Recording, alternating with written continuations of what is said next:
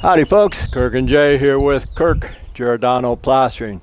Today what we're going to do is a 2-day adventure. We're going to pressure wash all this stone, it's flagstone, and a few lava rocks set here and there. We're going to pressure wash this and apply a new finish or new stucco over it tomorrow. I got a question for you guys. What would you do?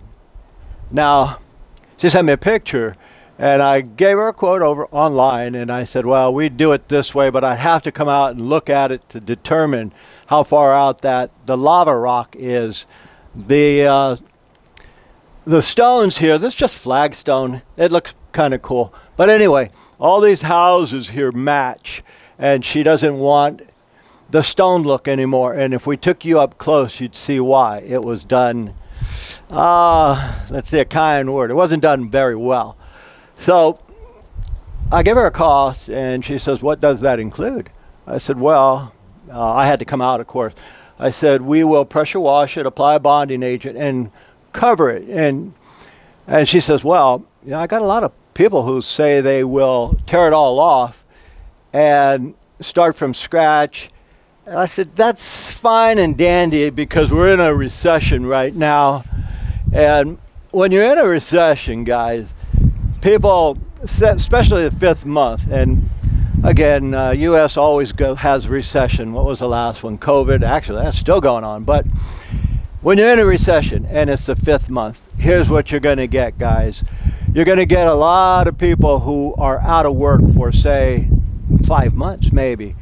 Now, sometimes they come up with ideas that aren't really intelligent. Say, like, she said 2 people said they were going to tear all this stone off and then re-lath it and re-stucco it. And she was leaning towards that, and I said, here's the facts on that. Now, those fellas may have an idea what they're doing. They know enough to think they're right, but not enough to know they're wrong. You don't do that. Why don't you do that? Because if you do tear all this off, number one, you're going to release silica and lye, L-Y-E, into the air. It's going to go all the way down to there, all the way down to the end of the blocks, and that stuff is toxic. That's why there's no sandblasting allowed anymore. It's toxic. It goes everywhere. Number 2, 3, 4, 5. If you tear this off, now you're going to destroy the membrane. You could break the windows. I've seen that happen a lot of times, where the windows will break. Everything will be compromised, guys. You don't want to destroy your paper membrane. And all of that pounding and saw cutting and stuff like that is going to crack all the interior. So if you're not concerned with, say, the losing of space, like, for example, I mean, she's lived with this for 15 years. For example, I told her, what we can do is we can put a corner here, and we can put a corner here and just stucco right over here. Now, of course, we have some areas that we got to break off. This is natural. We've gone over lava rock many times. I'll show you something. For example, just as an example. All right, this is all about within 2 to 3 inches. Can we put 2 to 3 inches? I've gone 6 inches, guys, many times. But then now here, so this piece right here would just be popped off harmlessly. And I'm getting ready to pressure wash this house because, so you take that and you just, Jay's going to use battery operated hammer chisel and just and get some of the high stuff off. Other than that, it's common sense, guys. You would lose too much of your sound insulation, your strength, your structural. So it doesn't make a lot of sense, guys. What we want to do is work smart, not hard. And we sure as heck don't want to destroy the environment with removing all this. Because we're in a 5th year or 5th month recession, I'm going to give you some odd things. People email us all the time and they say, Kirk, there's no work. Our phones stop ringing. I know many stucco guys and many contractors, and they're all saying the phones are drying up. So here's something to watch out for, guys. If you're not sure, say you're a homeowner and you want your work done, go on something like Yelp. Go on Yelp and then research the contractor you want. Make sure they're licensed, insured, bonded, and get a quote from them, maybe 2 others, and then decide on whose you think is the best, your gut feeling. I'll give you a couple examples. In 2 weeks now, guys, 2 weeks. So the fella said they'd remove all this. That is damn silly. Last week we got a call, and it was just somebody who backed into a post like this. And so I quoted it online, and she says, well, are you going to paint that too?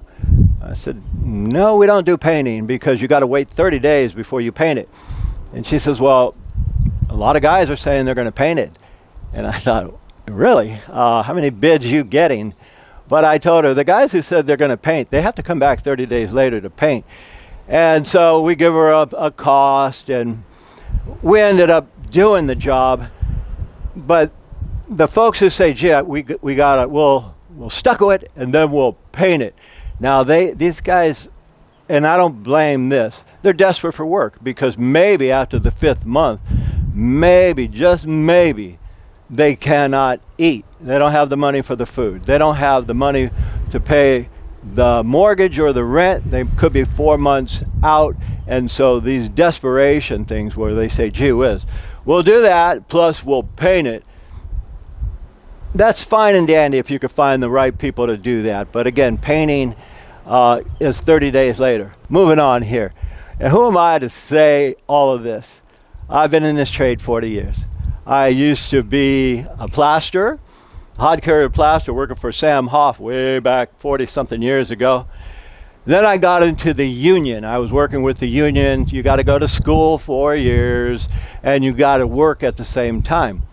Then from there, I got my license, and I had 12 guys for 20 years. We worked mainly Tiburon, Marin. Then from there, the last 15 years, Jay is my plasterer, he's my son, he's on the camera right now, and my other son's my brother, and if I need it, I can get plasters because I know about 40 of them. Anyway, when I say this, I'm not bragging, I've been doing this a long time because there's no glory in that, but I am saying I got a lot of time in, and I've seen these recessions, and people start to give some prices because they got to work. They're doing jobs where it's like, how can you make any money if you got to pay workers' comp, you got to pay liability, you got to have insurance for your truck, for your men. How could you make any money and do it at that cost? So I just thought I'd bring that up because some of the costs and some of the people that I'm talking to these days, it's kind of odd, and I don't like to come in and say, well, gee, these people really don't know what they're doing. The idea is work smart, not hard. And to tear all this off right here would be a cardinal sin. It's just damn foolish. But you guys decide on what you'll do.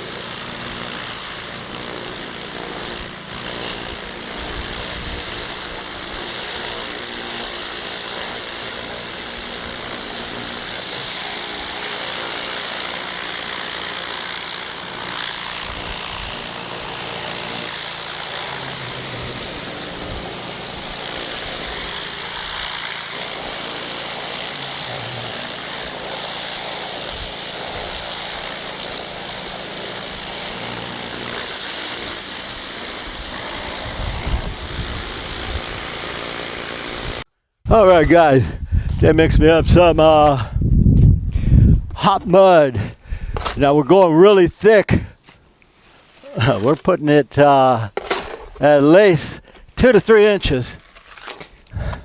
So hot mud will set in about, well, I said make it so it'll set in about 10 minutes. So we've got that. And I wanted hot mud because although I've concrete nailed this into the grout, this will hold the corners on.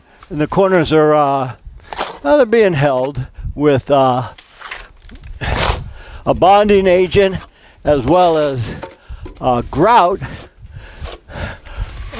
or a bonding agent as well as the concrete nails in the grout. What happens, we try to put concrete nails in a stone, it blows it out. So, okay, this is how we're going to do this entire job. Because this is getting stiff, I said mix it where I only have about 5 minutes. This is 5-minute mud. I'm just going to hit this area here because this is getting stiff. I love a challenge, guys. I'd rather have it stiff than have to struggle with it than have it thin and have it fall off. Anyway, anytime you're going over any kind of lava rock, stone, or any of that, it won't be a wall that's true and plumb, meaning off by only 1/8 of an inch. It'll be off a little bit more than that, but the idea is this texture here is sand finish. It will cover it. And Jay mentioned earlier while I was talking about what's the best way to do this. If you wanted to pull it all off, you got to pull a permit for that kind of stuff too, guys. I'm always telling people, hey, pull a permit, and folks don't like to hear that. They're like, the other guy didn't say we needed a permit, but you don't need a permit for what we're doing right here. Let's see, and technically I should have my handy dandy Marshalltown, my rectangle one for here, but I'm almost done. You gotta push hard too, guys. This will give you a good workout because you have to push it hard so that it sticks. And what again we have is the pressure washing, and then we got a bonding agent over it. And once this is set where I'm happy with it, then we're gonna hard rubber float this and then give it a sponge trowel finish or a float finish, sand finish, just like what they got there. And this holds the corners in place.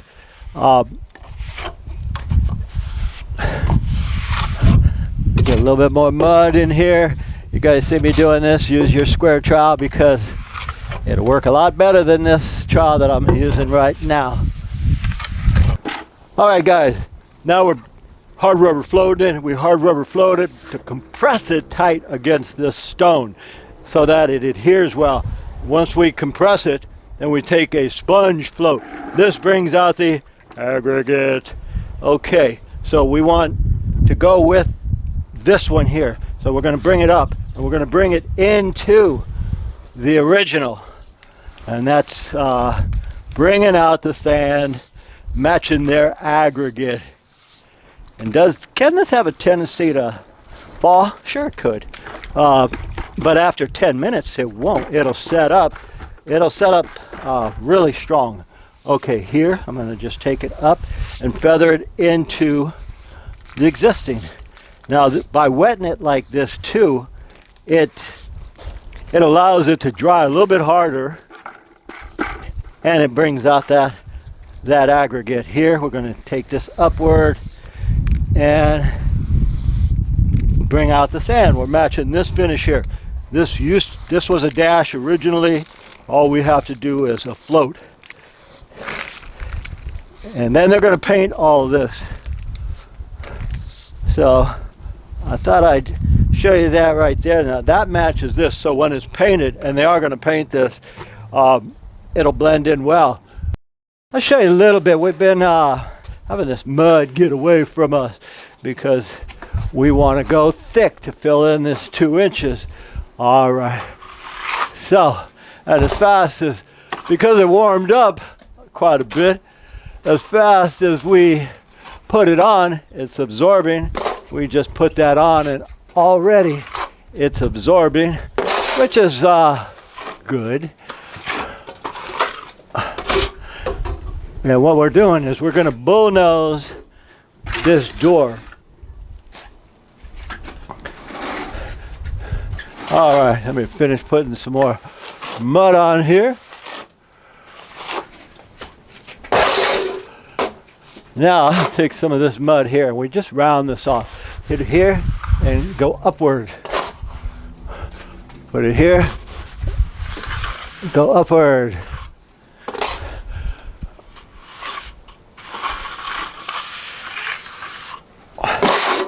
And we square this part off. It's called bullnosing.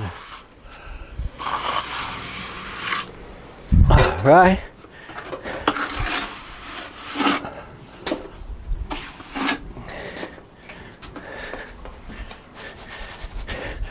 Since you got the camera there, can you show this? You see all this stuff here, guys? See all this? It wasn't done the best. This was done with a bag. They didn't tuck and point this, so it's not all that pretty. I could see why they want to cover it up.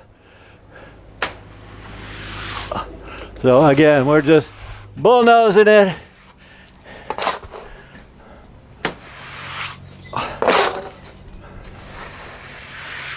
And even though we are going 3 to 4 inches thick, it's it's the end of the day now and it's getting pretty warm. So all of this is drying up. So tomorrow when we have Lou mixing and Jay and I are free, we'll show you a little bit more. All right, guys, a new day. We decided this is the last video we're ever doing because yesterday was such a cluster. 2 guys cannot do what we tried to do yesterday. It's just too much work. Today I got my brother Lou and working with all these accelerators here. It's a bit of a drag, guys, but we gave it our best shot yesterday.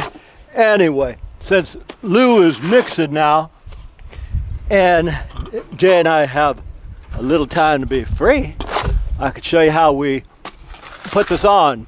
And what I'm doing is I'm looking for these hollow spots. Like right here is real hollow. It's gonna need 5 inches. So I'm gonna slam that on and pull it into it. This corner I did right here, I told Jay, hey, you want a video of that? I said, Dad, nobody want to watch a 3-hour video of how to do the corner. But it only took an hour and a half. Anyway, you gotta match that radius. And what I'm doing now, guys, is just filling the high spots or low spots. I could see where these low spots are. So this is kind of like scratching. We got here this morning and I thought, oh cool, we got a hod carrier and that we can just focus on plastering. Low, low. So I'm gonna fill it thick, otherwise it's gonna fall out. Like yesterday, I had a lot of falling out trying to just 2 guys do this. So we started our morning today and Lou made a full mix. And I said, Lou, we're supposed to be starting from the top. And he said, yeah. I said, we're not going to be able to put a full mixer on the top because it'll set. And we have accelerators in here. So we were forced to improvise. We did the bottom here. That's like 3 wheelbarrows down there. And we did inside there to get rid of the accelerated mud. Now this mud here that we just mixed it, and I said, give me about an hour to get this on. That's you have to know your accelerators if you're going to use them, guys.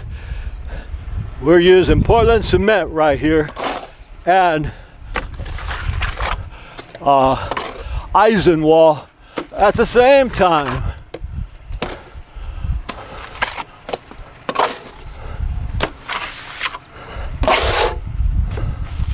Why at the same time? Eisenwald, this tan stuff, it dries in 15 minutes.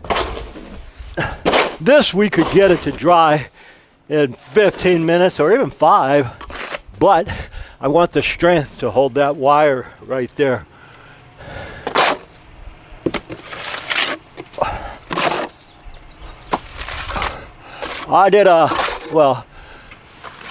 We did a 3-story Flagstone chimney about, before we started doing videos. And man, it took 3 truckloads of sand like that one because we were out 6 inches. So to do this is not such a big deal.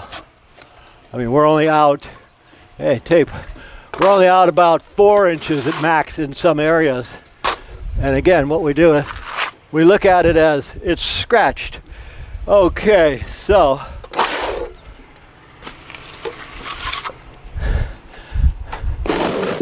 yesterday I tried to use this Congo trowel for the stairs. Bad deal. But for the sides here, we can do that. We're just bullnosing it.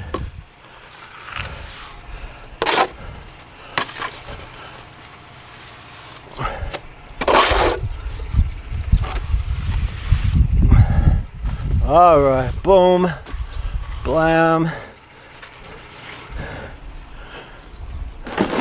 All right, look, give me another wheelbarrow full. Okay, so now I'm coming down here. Got to build this out. It's just like doing regular stucco. The only difference is when we're doing a brown coat on regular walls, if the scratch is already on and we're just putting the brown, like right now, we know that the second coat is going to suck in the brown, first coat, and that's going to dry it out. How in the world can I put this much on at a time and not have it sink in? Well, the scratch coat that we have on there now is sucking the moisture out of this one.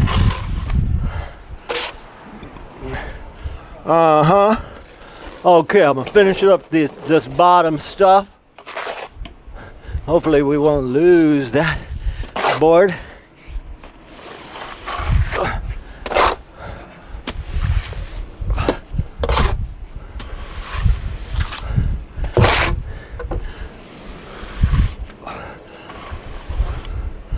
All right, gonna have to go over this corner, and the corner has already been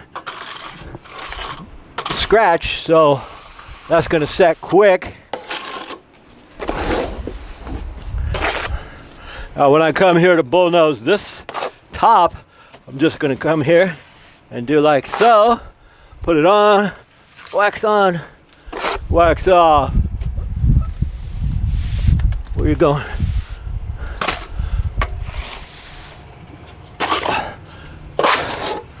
Now here I can see the high spot. If I hit that, half this mud's going to drop off. So I hit the low spot. No, it looks pretty good. So what I'm doing now is continuing to fill the low spots. And as I fill the low spots, it immediately dries where I have it on. That part's not showing, but okay. Now I want to straighten this out. And this Congo trowel acts as a derby, acts as a rod because it's 20 inches. I call this a Congo trowel. In reality, it's a swim pull trowel. SWIM pull trowel, and it's a curry trowel. Can't seem to find this particular one anymore, but that's okay because I got this one. My other ones were on the truck, and of course the truck got robbed like anybody could ever use these tools. But anyhow, now I'm gonna wrap this corner, bullnose it. Here's a high point. If I hit the low part, it's gonna just fall off with that high part. So I gotta hit this first in order to hold this. Get up there.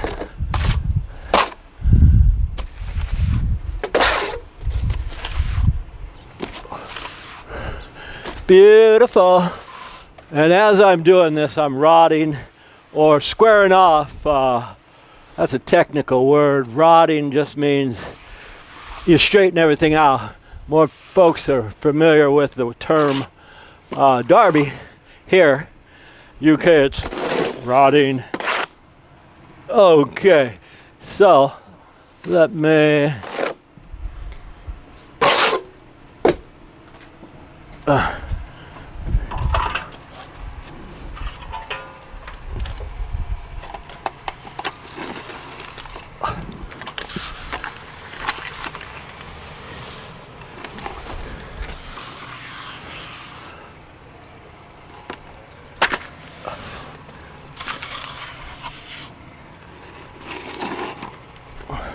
we're at a simple stage now. Now that we got all that mud where we need it, or most of it, the floating part. What does floating mean? It means you bring the sand or aggregate to the surface. How soft, wet, or dry is this? Kirk's the best. So it's still got some life to it, guys. If it turned white, we can't do what I'm about to do. Okay, now we are feathering it in. And what we do is, I went to a yard that I got some heavy sand, because what they have is a Tex coat. Tex coat is a lot heavier than plaster sand. Plaster sand is oily or it's felted. And I won't be able to bring out the aggregate like I can do here. So we're using a heavier sand, which actually you use a heavy sand, it's a lot stronger anyway. So the heavy sand allows me to match this Tex coat. Yeah, this is for the folks that told them this can't be done. They said, you can't do it, you lose all your grounds, everything will be off. Guys, we love that kind of work. It can be done. In fact, I took this thinking, man, I'd do it for free. But then I remember I have the vehicle insurance and the house insurance on my desk, and those total about $7,000. So we got to make some dough too. Anyway, this actually is pretty simple if you understand what you're doing and you understand about stucco and accelerators. This one is one of our dream jobs. In fact, the homeowner came by. She said, you guys you're working too hard. You can go sit back in the back, and we got some coffee back there. And I said soon, but this stuff, personally, it gives me pleasure. It's like that Zen. You do that stuff. This right here for me, it just makes my world full of tranquility, harmony. I love doing this stuff. So what we're going to do now is pull this tape, look for any holidays, and we still got some other things to do here. But anytime somebody says, oh, it can't be done, remember telling Kirk said it can be. Question for the comment I started at the very beginning of this video. Who in the construction field is feeling the pinch of this 5-month so-called recession? Yeah, I get a lot of comments on YouTube. People say, how you guys keep working? It ain't easy. But anyway, we make do with what we have. Now, the real question on this particular job is, say, for example, I'm just throwing this out there, if it costs 25 grand to tear all this off, you tear everything off, you destroy your membrane, you destroy the integrity of it, the strength, the soundproofing, and then you relath it, and you put it all back together. Say that costs 25. What we did was a fifth of that, easily less than a fifth. But if it were more, it's still better to do the way we did it, because now you kept all the integrity of it. You didn't destroy the membranes. You didn't destroy any of that stuff. And you achieve the exact same thing. So anyway, when someone says it can't be done, you guys call us or call somebody similar to us. Call Andy Davis of Davis Stucco. He is the best stucco contractor in the Bay Area. Second best. Anyway, my name is Kirk. Jason's on the camera. We thank you guys for watching. And as usual, we'll see you on the next one. All right, folks, as always, we want to thank you all for watching. We really appreciate your questions and comments. Please let us know if there's anything you'd like to learn about. And as always, from the entire Giordano family, we'll see you on the next one. Okay, well, we're never going to get better than that, so...